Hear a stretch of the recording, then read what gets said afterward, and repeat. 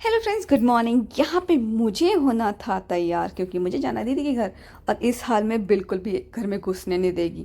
इसलिए मुझे थोड़ा मेकअप करना पड़ेगा जिससे वो खुश हो जाएगी। अगर अपनी बहन को सुंदर सा पाएगी तो घर में एंट्री मिल जाएगी। इसलिए मुझे थोड़ा जल्दी से तैयार होना पड़ेगा।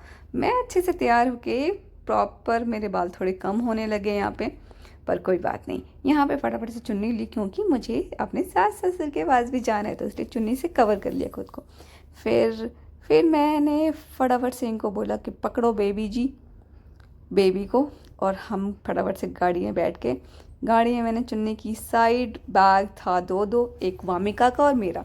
अब मैं सोच रही हूँ कि अपना बैग भी कैरी करूँ, क्योंकि हमेशा वामिका के बैग में चीज़ें, क्योंकि वामिका के बैग में पैसे तो बिल्कुल भी रख नहीं पाती मैं, और मेरे पास फिर पैसे नहीं होते। मेन प्रॉब्लम हो जाती है अब तो। इसलिए मैंने अपना बैग भी रखना शुरू कर दिया, और मेरी ज़रूरत के सामान भी मेरे बैग में होते हैं। इसलिए मैंने अपना बैग और वामिका का बैग, दोनों बैग पति को कैरी करने के लिए दे रखा है। तो वही संभालेंगे बैग को, और मैं बेबी को संभाल लूँगी। वो दोनों बैग पकड़ेंगे। अब मैंने ये डिसाइड किया, पहले मैंने ये किया था कि मेरा बैग और उसका बैग एक हो गया था, जिसमें मेरा सामान बिल्कुल भी नहीं होता था। इसलिए मैंने प्लान जब तक हम पहुंच नहीं रहे थे तब तक मैंने इनको परेशान किया। बेबी क्योंकि सो गई थी, वामिका बीच में ही सो गई थी, और फिर जग रही थी, सो रही थी, यही हो रहा था। बट वो आराम से सो रही थी रिलैक्स होकर। तब तक मैंने इनको पूरा तंग किया क्योंकि रास्ता भी बहुत लंबा होता जा रहा था। मैं पता नहीं क्यों पहुंच नहीं पा रहे थे हम। मेरी कोशिश जल्दी थी कि मैं टाइम से पहुंच जाऊंगी, बट पता नहीं कैसे लेट हो गए हम।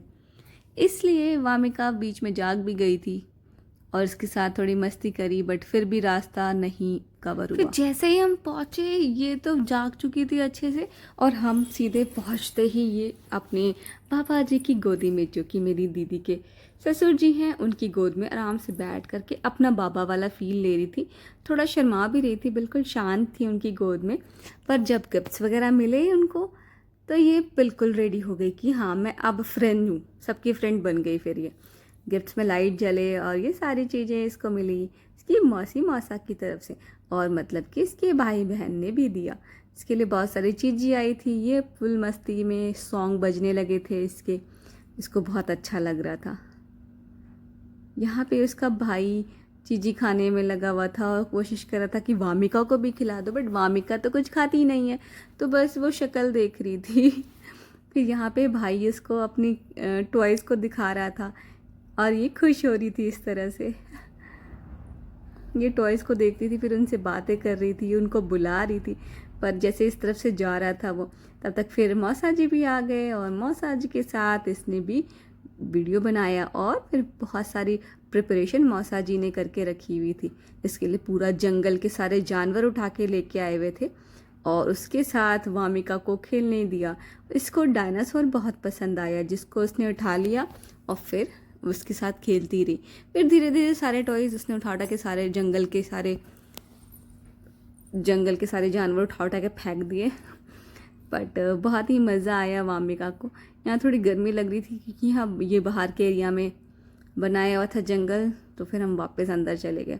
वापस अंदर जाते ही एसी में ये अच्छे से सो गई, क्योंकि इसको भी गर्मी लगती है बहुत ज़्यादा, पसीना तो बहुत होता है इसको। और आजकल के बच्चों को ना बहुत ज़्यादा गर्मी लगती है। या तो हम उन्हें बहुत ज़्यादा बिगाड़ रहे हैं, या तो फिर ये ऐसे ही हुए हैं पैदा। क्या कर सकते हैं अभी।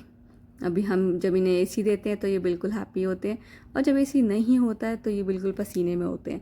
तो हमें देना ही पड़ता है, और इतनी गर्मी है कि हमारी हालत भी ख़राब हो जाती है।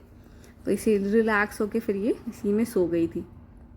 फिर यहाँ पे वामिका दीदी के साथ भी खेल रही थी, दादा के साथ भी खेल रही थी, और यहाँ पे अक्षता इसे सुला रही थी क्योंकि ये रो रही थी थोड़ा, और इसके साथ खेलने में लगी हुई थी। फिर अक्षता इसके लिए हिरन लेके आई, और हिरन के साथ इसने उल्टा टांग दिया हिरन को।